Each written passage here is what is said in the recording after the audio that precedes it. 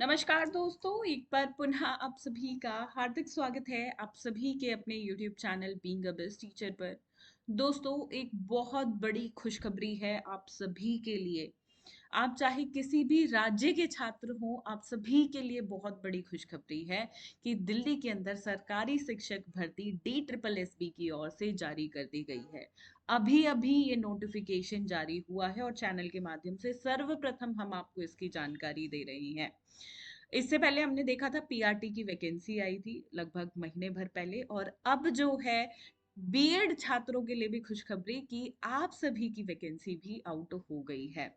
बढ़िया अपॉर्चुनिटी, अच्छी खासी पोस्ट है, अप्लाई कर दो, सभी सब्जेक्ट्स के लिए है। डिटेल जानकारी चलिए इस वीडियो के माध्यम से लेते हैं। वीडियो को लाइक कर दीजिएगा। और अगर आपको DSSB के नोट्स चाहिए तो आप हमारी मोबाइल एप्लीकेशन से ऑर्डर कर सकते हैं कंप्लीट किट DSSB की। तो जाइए मोबाइल एप्लीकेशन को आज ही अपने फोन में जरूर डाउनलोड कीजिएगा। सबसे पहले तो भाई फॉर्म्स की डेट जान लो। फॉर्म्स जो हैं वो 9 तारीख से भरने शुरू हो जाएंगे, 9 अक्टूबर से, और 7 नवंबर तक आप इसके लिए आवेदन कर पाएंगे। जिन जिन पोस्ट के लिए यहाँ पे भर्ती निकली हुई है वो है टीजीटी मैथमेटिक्स मेल की वैकेंसी। ये जो है टोटल 744 वैकेंसीज हैं। एक चीज मैं आपको बता दूं, यहाँ पे ना नेम ऑफ डिपार्टमेंट भी आपको लिखा मिलेगा, क्योंकि दिल्ली के अंदर जो DSSB के स्कूल्स होते हैं ना वो 3-4 कैटेगरीज में डिवाइडेड रहते हैं। ठीक है, तो आपका सिलेक्शन किस डिपार्टमेंट के अंडर होगा वो यहाँ पे मेंशन है। जैसे कि ये डायरेक्टोरेट ऑफ एजुकेशन है। ठीक है, आगे बढ़ेंगे। टीजीटी मैथमेटिक्स फीमेल में 376 वैकेंसीज हैं। टीजीटी इंग्लिश मेल में 869 वैकेंसीज। फीमेल टीजीटी इंग्लिश में 104 वैकेंसीज। फिफ्थ सीरियल नंबर पे है टीजीटी सोशल साइंस, मेल में है 310 और फीमेल में है 92 वैकेंसीज। फीमेल्स में थोड़ी वैकेंसीज कम है मेल्स के मुकाबले इस बार की वैकेंसी में। नेक्स्ट है टीजीटी नेचुरल साइंस, यहाँ पे 630 मेल की और 502 फीमेल की वैकेंसीज हैं। आगे बढ़ेंगे तो टीजीटी हिंदी मेल और फीमेल में, मेल में है 420, फीमेल में है 136। टीजीटी संस्कृत मेल में 342, टीजीटी संस्कृत फीमेल में 416 वैकेंसीज। आगे बढ़ेंगे, टीजीटी उर्दू मेल में 45 वैकेंसीज, टीजीटी उर्दू फीमेल में 116 वैकेंसीज। पंजाबी सब्जेक्ट की भी वैकेंसी इस बार है, 67 वैकेंसीज मेल के लिए और फीमेल के लिए ज्यादा है, 160 वैकेंसी। देन ड्राइंग टीचर की 15 और स्पेशल एडुकेटर की भी यहाँ पे वैकेंसीज है, जबकि स्पेशल एडुकेटर की अलग से भी वैकेंसीज आउट हुई थी। फिर भी 2 वैकेंसीज इसके साथ भी इन्होंने दी है, पर ये एनडीएमसी के अंदर है। ठीक है, बाकी सारी vacancies directorate of education department के अंडर है, और एक ही वैकेंसी है स्पेशल एडुकेटर की जो एनडीएमसी के अंडर है। टोटल बात करें तो 5346 वैकेंसीज। बहुत अच्छी, मतलब DSSB की इतनी वैकेंसीज बहुत अच्छी होती है। आवेदन कहाँ से करना है? ऑनलाइन एप्लीकेशन आप DSSB online.nic.in इस वेबसाइट से कर पाएंगे। ठीक है, अब इसके लिए आगे जानकारी ले लेते हैं कि आपके पास एजुकेशनल क्वालिफिकेशन हर पोस्ट के लिए क्या होनी चाहिए। ठीक है, देखो एक चीज मैं आपको बता दूं, ये एडवर्टीजमेंट नंबर नोट कर लेना, क्योंकि बाकी जो आगे जानकारियां मिलेंगी वो आपको इसी एडवर्टीजमेंट नंबर्स पे मिलेंगी, 6/2025। ठीक है, क्योंकि जो आपकी वेबसाइट रहती है उस पे भी जानकारियां एडवर्टीजमेंट नंबर के हिसाब से कि हमने ये एडवर्टीजमेंट निकाला था उसके लिए अब आगे ये प्रोसेस है। तो ऐसे ही जानकारी दी जाती है सरकारी DSSB की वेबसाइट पे। चलो एजुकेशनल क्वालिफिकेशन देखेंगे। यहाँ पे ये है मैथमेटिक्स के लिए। ठीक है, मैथमेटिक्स के लिए देखो, सबसे पहले जो है कि भाई एक बैचलर डिग्री आपके पास होनी चाहिए सब्जेक्ट मैथमेटिक्स में, जिसमें आपके 50% मार्क्स रहे हो और एक रिकॉग्नाइज्ड इंस्टीट्यूट से वो आपने की हो। और ये जो सब्जेक्ट है मैथमेटिक्स वो आपने कम से कम 2 साल पढ़ा हो अपनी 3 ईयर की ग्रेजुएशन में।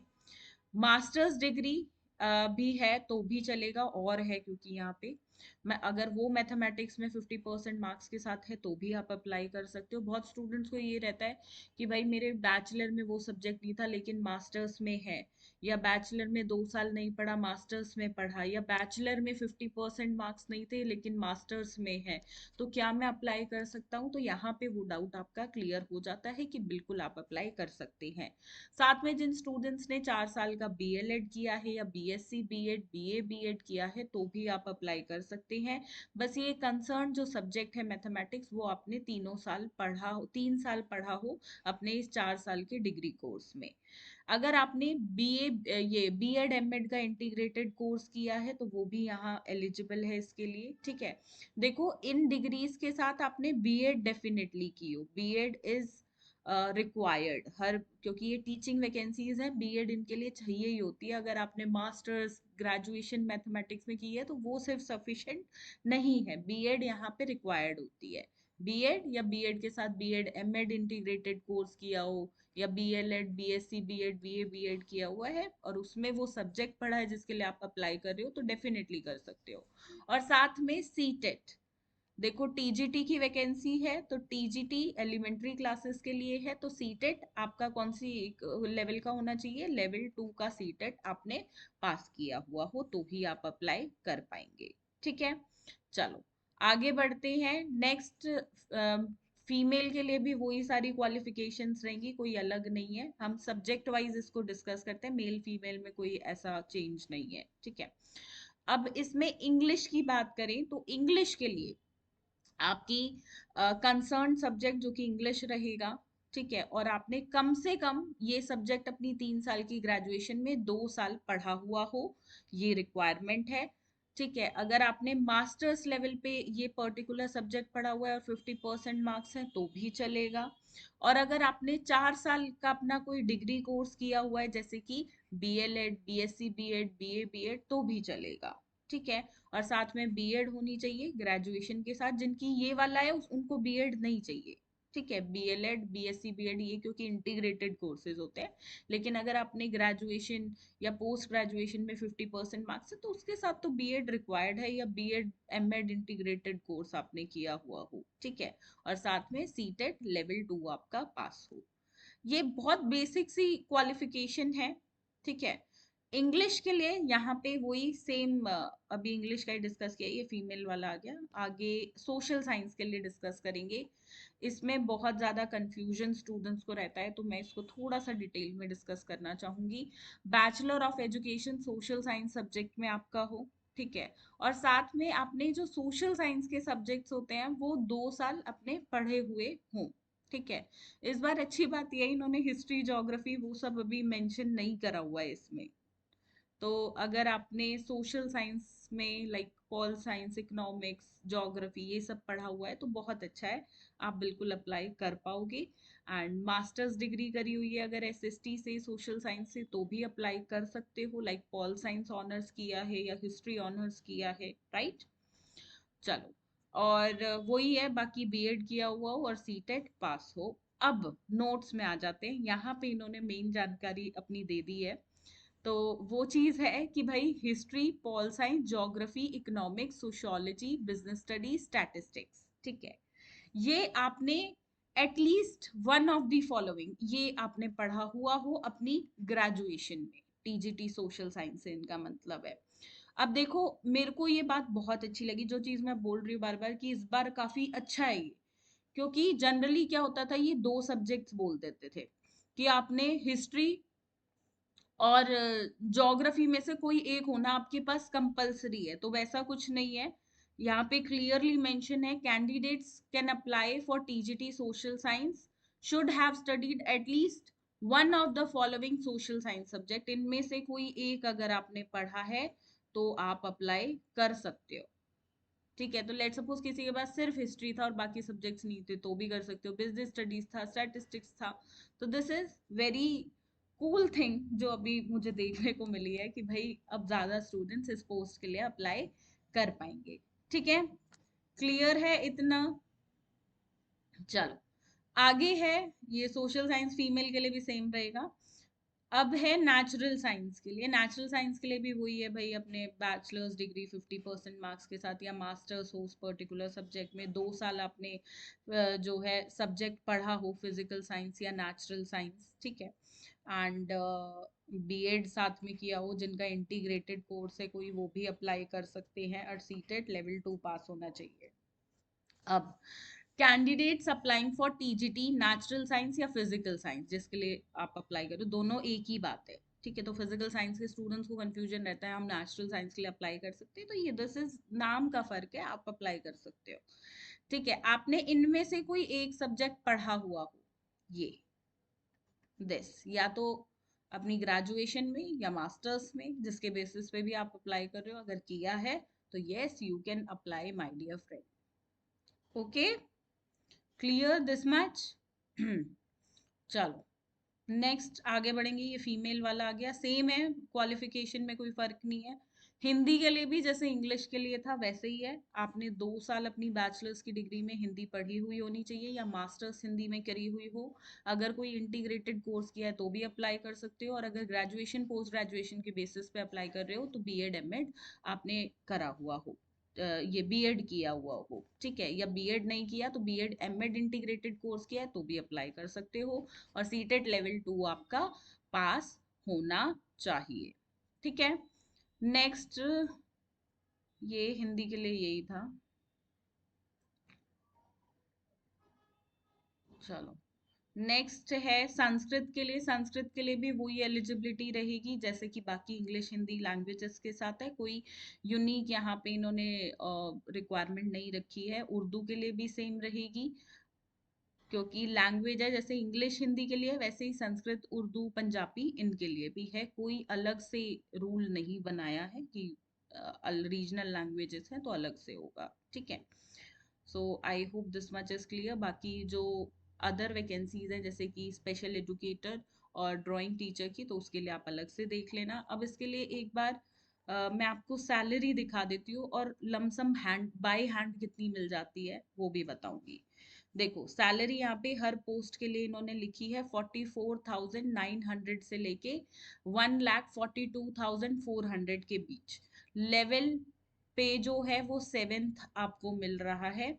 तो अगर सिलेक्शन हो जाता है तो बाय हैंड आपका पीएफ वगैरह भी कटेगा, साथ में टीए डीए बाकी अलाउंस वगैरह भी मिलते हैं।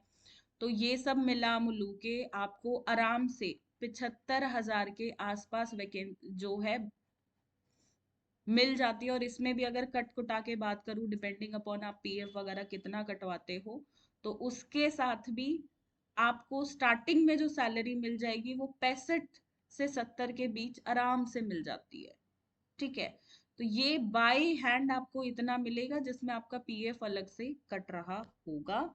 एंड बाकी जब तक आप प्रोविजनल बेसिस पे रहते हो तो प्रोविजनल बेसिस पे जो है थोड़ी सी कम सैलरी आती है, क्योंकि वो कुछ 6 महीने के लिए काटते हैं सैलरी को, ठीक है।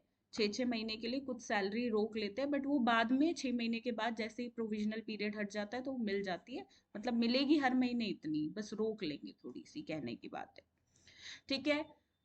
आई होप इस पे क्लैरिटी होगी। एंड ये बहुत अच्छा एग्जाम है। आई नो कितने स्टूडेंट्स इसके लिए वेट करते हैं। मैंने अपना जैसे ही टीचिंग कोर्स कंप्लीट हुआ था, DSSB के लिए चालू कर दिया था। सबसे अच्छी बात इस वैकेंसी की रहती है, सिर्फ दिल्ली स्टूडेंट्स नहीं अप्लाई कर सकते, नो, एवरीवेयर। आप दिल्ली के साथ साथ एवरी स्टेट, हर स्टेट का बच्चा, हर इंडियन सिटीजन जो एलिजिबल है तो वो इसके लिए अप्लाई कर सकता है। 100 रुपये फीस रहती है, वो भी वुमेन कैंडिडेट्स के लिए नहीं है, पर्सन विद डिसेबिलिटी है तो भी नहीं है, अगर आप सेंट्रल गवर्नमेंट के एम्प्लॉय है या एक्स एम्प्लॉय हैं तो भी नहीं है। तो लड़कियों के लिए तो ये फॉर्म बिल्कुल फ्री है, निशुल्क है, तो भरना क्यों नहीं है, बिल्कुल भरना है, राइट। और एग्जाम की बात करें तो देखो, 1 टीयर फर्स्ट जो एग्जाम होता है 200 नंबर का, यही सबसे ज्यादा मुश्किल होता है, ये निकाल लिया तो बस आपका वारे न्यारे हैं। इसमें जो क्वेश्चंस होंगे जनरल अवेयरनेस की, general intelligence and reasoning ability, जो बाकी एग्जाम्स में होते हैं वही बेसिक है। Arithmetical and numerical ability, then test of Hindi language and comprehension, test of English language and comprehension, जो कि सब बहुत इजी, बहुत आसान है ये। अब जिस पार्ट में आपको थोड़ी मेहनत करनी होती है वो है आपका एमसीक्यू बेस्ड, जो आपका टीचिंग सब्जेक्ट है उसका एग्जाम। ये 100 नंबर तो बहुत आसानी है, ठीक है। यहाँ पे जो 100 नंबर है इसके लिए मेहनत करनी है। इसमें आपका कंटेंट प्लस उस सब्जेक्ट की पेडागोजी, ये पढ़ना है आपको, राइट। ये पढ़ना ही थोड़ा सा टफ है, इसी में सबसे ज्यादा मेहनत आपको करनी पड़ेगी। ऊपर वाला बिल्कुल आसान है। तो ये वारे न्यारे हो जाएंगे, बाकी आगे ऐसा कुछ नहीं रहता कि अटकोगे कहीं पे, सब कुछ बहुत आसानी से हो जाता है। बस ये एग्जाम ही है जो आपको निकालना होता है, ठीक है। बाकी आगे जो होगा वो देख लिया जाएगा।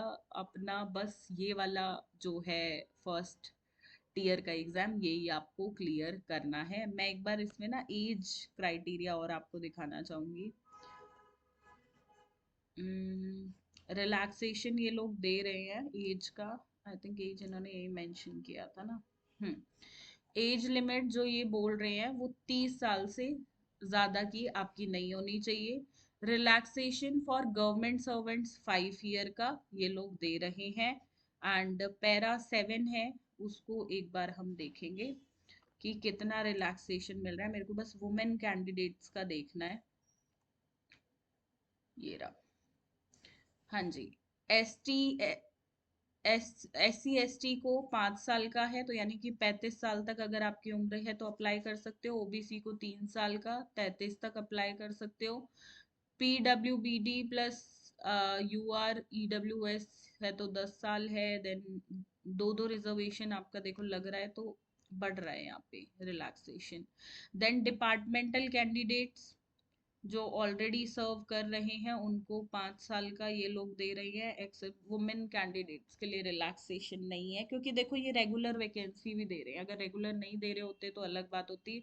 बट आई थिंक, मुझे पर्सनली जो लगता है वुमेन कैंडिडेट्स को देना चाहिए, क्योंकि लड़कियों के ऊपर ना ऑलरेडी इतनी जिम्मेदारियां होती है ना, शादी बच्चे, तो कई बार हम इन स्थितियों में नहीं दे पाते हैं एग्जाम्स वगैरह, उतना फोकस नहीं कर पाते हैं। तो आई थिंक वुमेन को भी रिलैक्सेशन 5 इयर्स का इनको देना चाहिए। बाकी यही है अभी तो जो है। बाकी अप्लाई करो, फीस कुछ है नहीं। एंड लड़कियों के लिए बाकी है भी तो 100 रुपये है, विच इज़ वेरी बेयरेबल। अभी जो EMRS की वैकेंसी आई थी उसमें 2,500 फॉर्म फिलिंग फीस है। मुझे हंसी आती है कि आप कैसे बच्चों से इतना फीस मांग सकते हो जो ऑलरेडी जॉब की तलाश में है, कोर्स करके आए हैं इतने महंगे महंगे। 100 200 500 1000 1200 रुपए तक भी समझ आती है, पर 2,500 2,500 रुपए मेरी तो समझ से बाहर है। और बाकी DSSB के नोट्स की किट जो है आप ऑर्डर कर दो। ये आपका रामबाण है। ये आपको सबसे ज्यादा जो चीज हेल्प करेगी वो ये DSSB के नोट्स है। और देखो, पार्ट 1 के जो कॉमन पार्ट है उसके तो मिलेंगे ही, पार्ट B के भी अवेलेबल है, ठीक है। पार्ट B में सारे सब्जेक्ट्स ही हैं ऑलमोस्ट हमारे पास। मैथमेटिक्स मिल जाएगा, इंग्लिश मिल जाएगा, सोशल साइंस तो मेरा सब्जेक्ट है, मेरे खुद के बनाए हुए नोट्स हैं। साइंस मिल जाएगा, हिंदी भी मिल जाएगा। संस्कृत हमारे पास नहीं मिलेगा, संस्कृत के स्टूडेंट सिर्फ कॉमन पार्ट ले पाएंगे। उर्दू भी नहीं मिलेगा, पंजाबी भी नहीं मिलेगा, ठीक है। तो मेन सब्जेक्ट्स जो हैं ये हमारे पास अवेलेबल हैं, तो if you want you can order these notes. चलिए, आई होप डिटेल में जानकारी आपको मिल गई है। फॉर्म फिलिंग की डेट रिमाइंडर भर लो भाई अपने फॉर्म में, फ़ोन में। 9 तारीख को शुरू हो रही है, 9 अक्टूबर को, ठीक है। चलिए, धन्यवाद। जय हिंद।